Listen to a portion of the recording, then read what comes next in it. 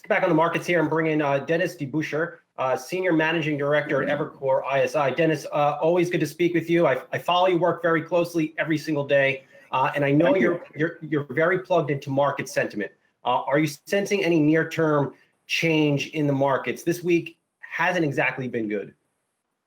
No, I mean, the market has clearly swung to a fairly bearish backdrop. You can see this in a lot of the survey data we look at, where hedge fund net exposure is still net short relative to benchmark. We've seen skew increase meaningfully, which is the easiest way to explain that is catastrophe hedging has gone back up to historical extremes.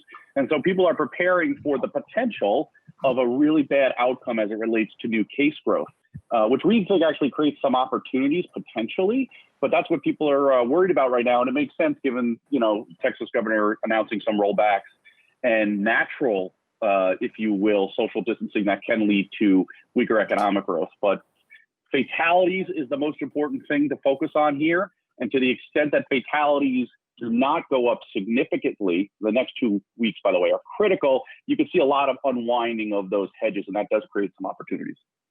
That's really interesting. You're our second market expert today to call out the rate of death being something that investors are really honing in on. You said a moment ago that this could create some opportunity, as people sort of pull back. Where do you see that opportunity? Yeah, it's a good question. So the most opportunity we see right now, which is where most people in my position go to die, unfortunately, is in value. Right now, value, at least from a price earnings multiple, is at the most extreme it's ever been relative to growth. And that's the market pricing in a very weak economic outcome. So like I said, this is where I'll go to lose my career. But in any event, if the math is the math, you get any type of re-rating in stocks relative to credit, then a lot of the sectors that make up value, particularly something like financials, which obviously that's some bad news overnight, will rebound significantly. Of course, that assumes that you don't see a sharp increase in fatalities. And if you don't, that's the type of re-rating that can happen very quickly, especially as the quantitative investors kick in very quickly and reprice to that information almost instantaneously. Dennis, can you quantify what would be, in your mind, a sharp increase in fatalities? What would the market need to see? And then what is a re-rating? Is that a correction, about 10% or perhaps more? So a re-rating, I'll start with that one first. So on a re-rating, I would look at the specific sectors. So on the market, I would say anywhere from 7 to 10% higher, right? And then on a sector basis, if you look at something like financials, as for instance, their implied cash yields relative to comparative credit imply 50% upside if they just normalize.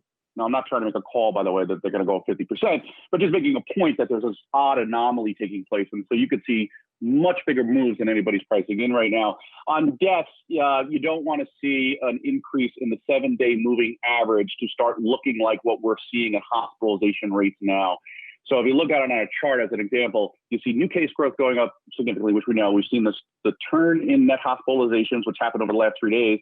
And so if you start to see the trend in new deaths follow what's going on in net hospitalizations, which would be an increase from about 700 a day to probably 1,000 on a 7-day rolling basis, that would be worrisome. Dennis, you mentioned a moment ago that investors are doing what you're calling catastrophe hedging. If they are, what are they hedging with? Because the market is lower, but I'm also seeing commodities mostly lower, gold down more than 0.5%. So where are people hedging right now? So it's basically way out of the money options on the S&P.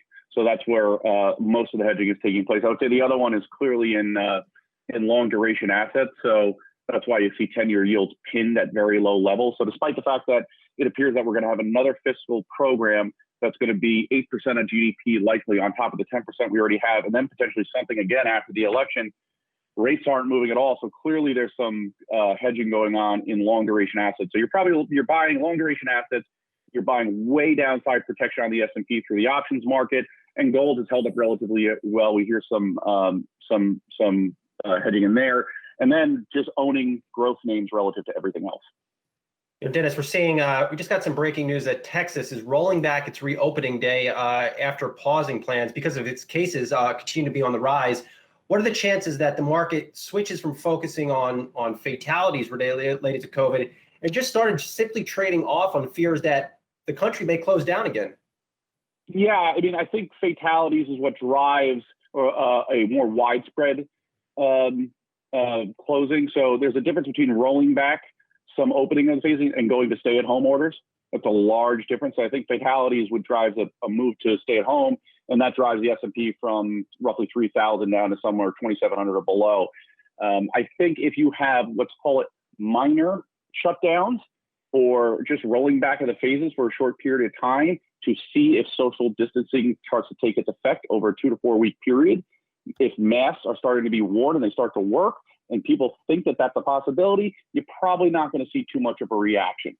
In my view, it's not a positive, by the way. It doesn't mean the market's going higher on this news. It just says, I don't want to get too excited about shorting the market or being negative on the market if we're having just isolated kind of rollback of phases, which might not change in aggregate spending too dramatically. Guys, I just want to add to what we were talking about with Texas. So Governor Abbott ordering Texas bars to close again, restaurants to reduce to 50% occupancy as the virus continues to spread there, and hospitals in the state of Texas begin to be stretched. So Dennis, how important is another stimulus package? And if we don't get one, what happens to the market?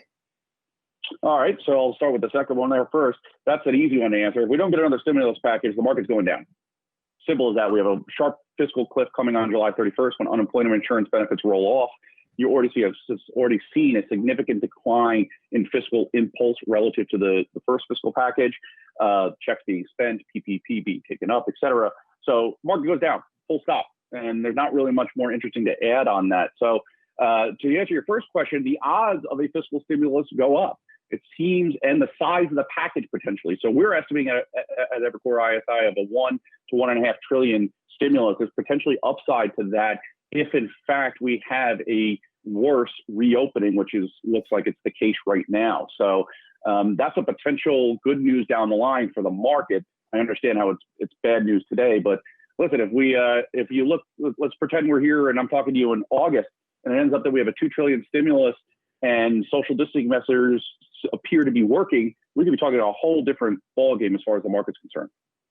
All right. So you say if no stimulus, market drops, period, end of story. But by how much? I mean, are we talking a 10%, a 20% correction? Oh, good question. Yeah, I think you're looking at a minimum 10 to 15% range, minimum. And then from there, it's going to be about your expectation for the policy response. So you probably go down 10 to 15%, and then we'll all wait around to see if that 10 to 15% causes the political apparatus to get moving quickly. And if you ultimately get nothing, by the way, then it's a 20% down, and we'll reassess from there. All right, let's leave it there for now. Dennis DeBusschere, Senior Managing Director at Evercore ISI. Always good to talk with you. Have a great weekend. You too. Thank you. Hey, investors. Zach Guzman here. Are you interested in learning more about the markets and getting the latest financial news? Well, then click right here to subscribe to our Yahoo Finance YouTube channel. Get the latest up-to-the-minute market analysis, big interviews in the world of finance, and information on how to manage your money every day wherever you are.